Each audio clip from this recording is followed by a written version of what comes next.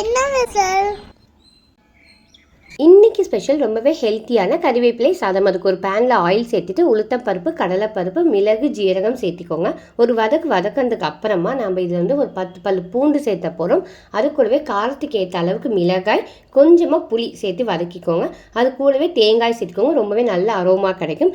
ஃபைனலாக கொஞ்சமாக கறிவேப்பிலை சேர்த்திக்கோங்க. உங்களுக்கு வந்து எவ்வளோ வேணுமோ அந்த அளவு கறிவேப்பிலை சேர்த்திக்கோங்க. இன்றைக்கி நான் ஒரு கை அளவுக்கு சேர்த்திருக்கேன்.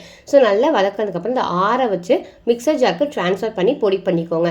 பொடி பண்ணும்போது இதில் வந்து தேவையான அளவுக்கு உப்பும் கொஞ்சம் பெருங்காயத்தூளும் சேர்த்திக்கோங்க. நீங்கள் ஆயில் வேணும்னாலும் இனிஷியலாக நம்ம ஆட் பண்ணும்போது கம்மி பண்ணிக்கலாம்.